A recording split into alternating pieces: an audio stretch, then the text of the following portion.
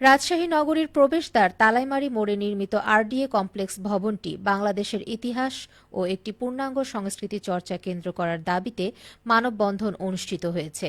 আজ সকালে নগরীর তালাইমারি মোড়ে নির্মিত আরডিএ কমপ্লেক্স ভবনের মূল ফটকের সামনে এ মানববন্ধন অনুষ্ঠিত হয়।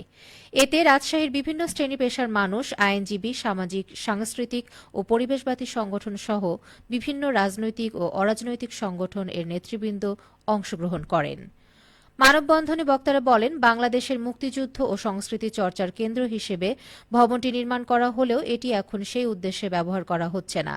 রাজশাহী উন্নয়ন কর্তৃপক্ষ এটি জনবিরোধী সিদ্ধান্তের মাধ্যমে এটিকে লিজ দেয়, যা অত্যন্ত নিন্দনীয় কাজ। মানববন্ধনে বক্তারা অবিলম্বে আরডিএ কমপ্লেক্স ভবনের জনবিরোধী এই লিজ বাতিল করার দাবি জানান এবং এর নাম পরিবর্তন করে বাংলাদেশের ইতিহাস ও সংস্কৃতি চর্চা কেন্দ্র করার দাবি সহ এই ভবনটিকে বাংলাদেশের ইতিহাস ও একটি পূর্ণাঙ্গ সাংস্কৃতিক কেন্দ্র হিসেবে গড়ে তোলার জোর দাবি জানান। বরেন্দ্র ইয়ুথ ফোরামের যুগ্ম সাধারণ সম্পাদক মোহাম্মদ আতিকুর রহমান এর সঞ্চালনায় সভাপতিত্ব করেন বাংলাদেশের ইতিহাস ও সংস্কৃতি চর্চা কেন্দ্র প্রতিষ্ঠা আন্দোলনের আহ্বায়ক, লেখক ও গবেষক মাহবুব সিদ্দিকী।